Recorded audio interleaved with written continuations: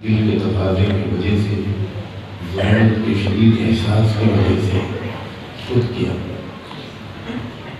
اور میں یہ بات بار بار کہہ رہی تھی کہ میں زیادہ عوام کے مجمع سے بات نہیں کر پاؤں گا، مجھے صرف چند علماء اور جو علاقے کے کچھ خواص ہیں ان سے بھی بات کرنی ہے، لیکن یہاں تو صورتحال بالکل ہی مختلف نظر آ رہی ہے۔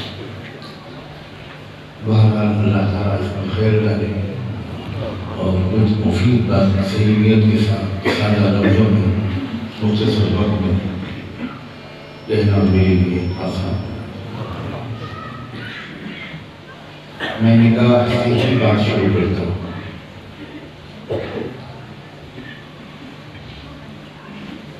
عرب سماج میں، عربوں میں نکاح کے موقع پر لڑکی اور لڑکے والوں کے جمع ہونے کا رواج تھا، جیسے آج ہے۔ لیکن اس وقت ہوتا یہ تھا کہ لڑکی والوں کی طرف سے بھی اور لڑکے والوں کی طرف سے بھی اپنے خاندان کی پچھلی پشتوں کی تاریخ سنائی جاتی تھی۔ ہمارے باپ دادا ایسے تھے، ہمارے پردادا ایسے تھے، انہوں نے یہ کارنامہ انجام دیا، انہوں نے یہ کیا، وہ کیا۔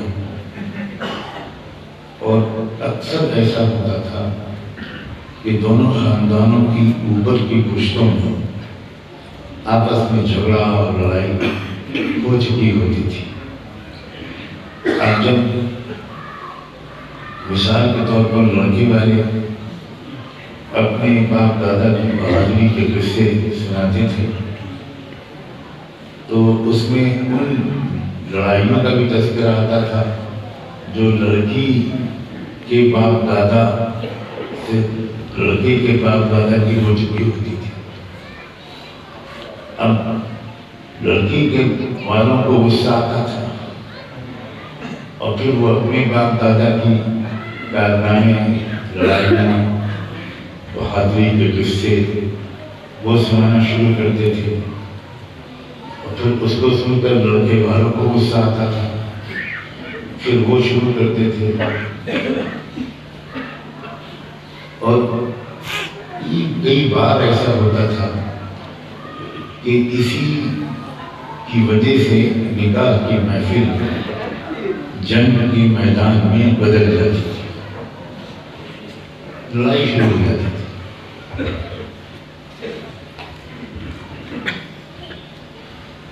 صلاۃ و سلام ہو رحمت عالم صلی اللہ علیہ وسلم کہ انہوں نے نکاح کے موقع پر دونوں طرف کے لوگوں کی جمع ہونے کے رواج کو تو باقی ہو، بلکہ اس کی ترغیب بھی۔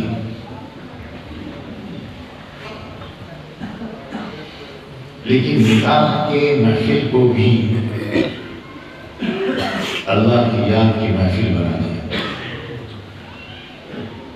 توبہ کی محفل بنا دیا۔ چنانچہ آپ نے یہ رواج تو ختم کر دیا کہ لڑکی اور لڑکے والے اپنے اپنے باپ دادا کے کارنامے بیان کریں، ان کی جگہ پر آپ نے اللہ کے رسول صلی اللہ علیہ وسلم نے قرآن مجید کی 3 آیات کا انتخاب کیا، اور وہ 3 آیات آپ پڑھا کرتے تھے، خاص طور پر خطبہ نکاح میں اور ویسے بھی۔ آپ جہاں کہیں بھی نکاح کا خطبہ سنیں گے وہی 3 آیتیں آپ بھی پڑھی جاتی ہیں، لیکن سب یہ ہے کہ لوگ بالکل نہیں سمجھ پاتے کہ ان آیتوں میں کیا کہا گیا ہے۔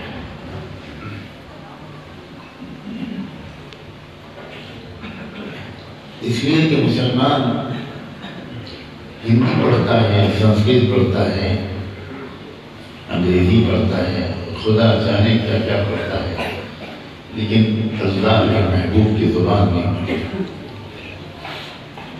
اس مسلمان کو یہاں بھارت کے مسلمانوں کو بالکل یہ خیال ہے کہ عربی سیکھنا کوئی ضروری نہیں، اور میں عربی کی شکایت کر رہا ہوں۔ عربی گئی، پھر فارسی گئی، پھر اردو گئی، اب سب گیا۔ اب تو راج بھاشا زندہ تھا۔ اب ہمارے بچے جنگل جانتے ہیں، الرحمن معلم القرآن نہیں جانتے۔ بے حسی کی انتہا ہے۔ اور اگر میں تنہائی میں علماء سے بات کرتا تو میں علماء کی سے بھی شکایت کرتا کہ آپ بھی اپنی تقریروں اور بیانوں میں آسمان سے اوپر اور زمین سے نیچے کی باتیں کرتے ہیں، اور بات پڑھ کر لٹ کر آپ وہی باتیں دہراتے رہتے ہیں۔ آپ نے کبھی اپنی تقریر اور بیان میں لوگوں سے یہ زور نہیں دیا کہ تم روزانہ آدھا گھنٹہ اردو پڑھ لیا۔ نوجوان نسل تو بالکل جانتی ہی نہیں، علماء کے گھرانوں کے بچے اور بچیاں بھی نہیں جانتے۔ جب اردو نہیں جانتے تو ان کو بیچاروں کو عربی سے جانتا، انہیں پتہ ہی نہیں۔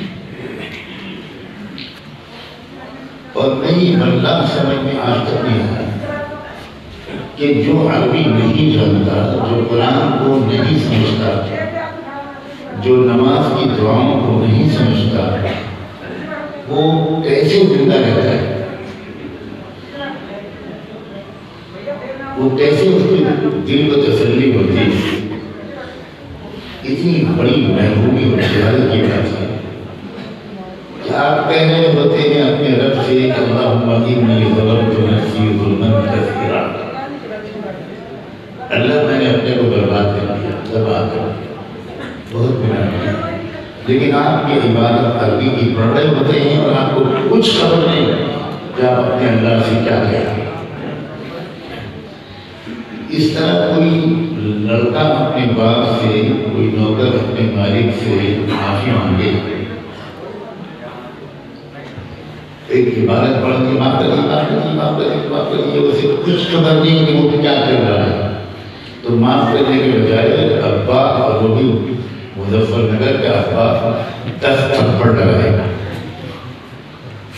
میں آپ کو جانتا ہوں ماشاءاللہ، بہادری جب پڑھ رہی تھی، لڑنے کی صلاحیت جو پڑھ رہی تھی، بولنے کی صلاحیت جو پڑھ رہی تھی، تو اب لائن میں سب سے آگے رہے تھے، اور جب سمجھداری کی صلاحیت پڑھ رہی تھی تو آپ کو کب کریں۔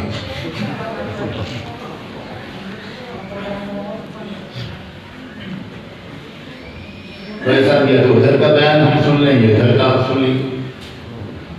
کون سا بیان فرمانے ذرا تشریف سامنے آئے، کس کا بیان کی آواز آ رہی ہے؟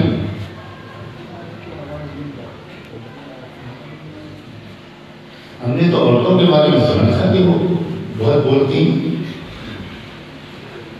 کیا مدرسہ کہ مردوں میں عورتوں کی بیماریاں آتی ہیں، کوئی ڈاکٹر رکھی بیٹھے ہیں۔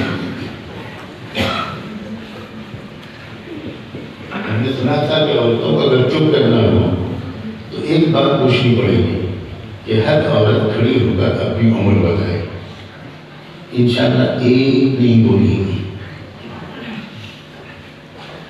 اور اگر بولنا پڑا تو پچھلے سال اس نے بتائی ہوگی 35، اس سال بتائے گی 34۔ دیکھو سناٹا چھا گیا۔ جب میں نے عورتوں کا تذکرہ شروع کیا تو عورتوں کی بیماریاں جن کو لگ گئی ہیں وہ چپ ہوئی۔ آپ جان رہے تھے ان کو تو عورتوں کی اجرا خاموش،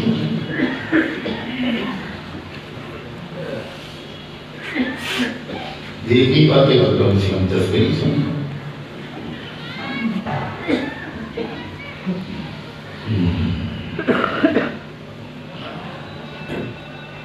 حضور اکرم صلی اللہ علیہ وسلم نے نکاح کی محفل میں 3 آیتیں آپ نے پڑھنی شروع، میں ان تینوں آیتوں کا مطلب سادہ سے لفظوں میں آپ کو آیت سنانا چاہتا ہوں۔ پہلی آیت آپ نے چنی، یا ایھا الناس اتقوا ربکم الذی خلقکم من نفس واحدہ، اے انسانوں، صرف مسلمانوں نہیں، تمام دنیا کی تمام قوموں کی تمام مذہبوں میں یقین رکھنے والے سماجوں کے لوگ، سب انسانوں سنو، اپنے اس رب کے بتائے ہوئے طریقے پر چلو اور اس کے منع کیے ہوئے کاموں سے اپنے آپ کو روکے رکھو، جس نے تم کو ایک جان سے پیدا کیا اور اسی جان سے یعنی حضرت آدم سے اس کا جوڑا پیدا کیا۔ یہاں پر تھوڑا ٹھہریے، اللہ تعالیٰ نے آدم علیہ السلام ہی کے اندر سے ان کی بیوی حوا کو کیوں نکالا؟ وہ جوڑا انہیں کے اندر سے کیوں پیدا کیا؟ کیا اللہ تعالیٰ کے پاس مٹیریل کم ہو گیا؟ کوئی دوسری عورت وہ نہیں بنا سکتے تھے جیسے آدم کو اللہ نے پیدا کیا؟ نہیں، بہت بڑی حکمت تھی۔ وہ یہ کہ ہر شوہر یہ جان لے کہ اس کی بیوی اس کے وجود کا اپنی وجود کا حصہ ہے، اور کوئی پاگل ہی ہوگا جو اپنے ہی وجود کو زخمی کرے گا، دکھ پہنچائے گا۔ میاں بیوی کے حقوق کے بارے میں ایک لفظ کسی اور کے کان میں نہ پڑا، لیکن اگر یہ اس کو یاد آ جائے کہ میری بیوی میرے وجود کا حصہ ہے، تو وہ کسی قیمت پر اپنے بیوی کا دل نہیں دکھائے گا۔ کتنے لوگوں کو معلوم ہے کہ ہزاروں نکاح میں آپ شریک ہو چکے ہوئے اور چھوارے خوب کھائے ہوں گے، لیکن آیت کا مطلب نہیں معلوم۔ اللہ کے رسول کوئی منظر تھوڑی پڑھتے تھے، پڑھنی تھی کہ صحابہ قرآن کو سمجھتے تھے، تو اشارہ کر دیا اس آیت کو پڑھ کر نکاح کے وقت، شوہر کو بھی شادی کر دیا اور بیوی کو بھی۔ دیکھو زوج جو عربی میں کہتے ہیں وہ ایک ہی چیز کے دو برابر حصے اگر کر دیے جائیں تو پہلا حصہ دوسرے حصے کا زوج اور دوسرا حصہ پہلے حصے کا زوج، دونوں ایک دوسرے کے زوج کہلائیں گے۔ اسی لیے اصلی عربی زبان میں شوہر کے لیے بھی زوج بولا جاتا ہے، بیوی کے لیے بھی زوج ہی بولا جاتا ہے۔ یہ زوجہ جو ہے یہ ہندوستانی عربی ہے، میڈ ان انڈیا۔ یہ تو بلند ہمارے علماء نے ان کتابوں میں اس کو قبول کیا، کیونکہ علماء بھی یہاں بیٹھے ہیں، کہ جب ترقی کی تقسیم کا مسئلہ پوچھا جاتا تھا، کسی کا انتقال ہوا تو اس کی چھوڑی ہوئی جائیداد یا مال کو کیسے اس کے وارثوں میں تقسیم کیا جائے، تو اس میں یہ بتانا پڑتا تھا کہ مرنے والا شوہر تھا اور وارث ہونے والی بیوی ہے، یا مرنے والی بیوی تھی اور وارث ہونے والا شوہر ہے۔ تو اس وقت بتانا پڑتا تھا کہ زوج لکھتے تھے تو سمجھ جاتے تھے کہ مرنے والی بیوی تھی، وارث زوج، ورنہ زوجہ اور زوج یہ بیوی کے لیے زوجہ کا استعمال اصلی عربی میں نہیں ہے۔ اللہ نے آپ سوچو مرد اور عورت کی آج برابری کی لوگ باتیں کرتے ہیں، اللہ نے تو نام تک کا فرق برداشت نہیں کیا، ایک ہی لفظ استعمال کیا شوہر کے لیے اور ایک ہی لفظ استعمال کیا بیوی کے لیے، اور اشارہ عقلمندوں کے لیے کافی ہوتا ہے۔ جب معلوم ہو گیا کہ ہم اور وہ بالکل برابر ہیں تو سوال ہی نہیں پیدا ہوتا کہ بیوی شوہر کا دل دکھائے، بیوی شوہر کا دل دکھائے گی تو گویا اپنے ہی دل دکھائے، شوہر بیوی کا دل دکھا رہا ہے تو اس کا مطلب ہوا اپنا ہی دل دکھا رہا ہے۔ یا ایھا الناس اتقوا ربکم الذی خلقکم من نفس واحدہ وخلق منہا زوجہا، اسی ایک جان سے اللہ نے اس کے جوڑے کو پیدا کیا۔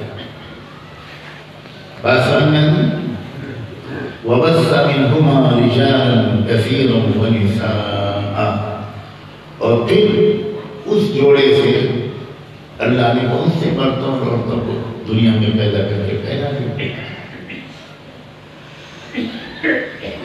وَاتَّقُوا اللَّهَ الَّذِي تَسَاءَلُونَ بِهِ وَالْأَرْحَامَ، اور اس اللہ سے ڈرو، اس کی اللہ کے حکموں کی پابندی کرو، وہ جن چیزوں کو سے تم کو منع کرتا ہے اس سے اپنے آپ کو روکے رکھو، جس کے نام پر تم آپس میں ایک دوسرے سے سوال جواب کرتے ہو، دیتے ہو۔ تساءلون به، اس آیت کا بھی نکاح سے خاص تعلق ہے۔ نکاح کیا ہے؟ ایک خاندان اپنے بیٹے کے لیے دوسرے خاندان کی بیٹی کا دامن مانگتا ہے، اور وہ خاندان پہلے خاندان کی شرافت پر یقین کر کے، امید کر کے، وہ اپنی نازوں والی بیٹی کو اس خاندان کے حوالے کر دیتے ہیں۔ اس نے مانگا اور اس نے مطالبہ منظور کیا اور اپنی بیٹی دے دی۔ یہ سوال جواب فرمایا، جس کے نام پر یہ رشتہ تم کر رہے ہو، لڑکی لے رہے ہو، لڑکی دے رہے ہو، اس اللہ کو یاد رکھنا، اسی کے نام کی بدولت جو دو ہستی ایک دوسرے کو دیکھ بھی نہیں سکتی تھی، بالکل اجنبی تھی ایک دوسرے کے لیے، وہ اللہ کے نام کی برکت ہے کہ وہ دونوں اتنی قریب ہو گئی کہ اس سے زیادہ قریب ہونے کا کوئی تصور ہی نہیں ہے۔ یہ اللہ کے نام کی تاثیر ہے، اور جو اللہ کا نام بیچ میں ہے تو خیال ہوتا ہے۔ جو شوہر اللہ کو یاد رکھتا ہے، نماز کے ذریعے، اخلاق کے ذریعے، اللہ کے حقوق اور اللہ کے بندیوں کے حقوق ادا کر کے اللہ کے احکام کا خیال رکھتا ہے، ان میں کبھی میاں بیوی میں آپس میں جھگڑے نہیں ہوتے۔ اور جو خیال نہیں رکھتے، جنہوں نے تقویٰ سیکھا ہے، اللہ کے نیک بندوں کے پاس کچھ وقت گزار کر زندگی میں تقویٰ نہیں لائے، باقی سب کچھ لے لیا لیکن تقویٰ زندگی میں نہیں آیا، اس ذرا سی بات پر غصہ آتا ہے اور شوہر صاحب بیوی کو طلاق دیتے ہیں، اور ماشاءاللہ 3 سے کم تو کوئی بہادر مسلمان دیتا ہی نہیں۔ اس کے بعد جب اگلے دن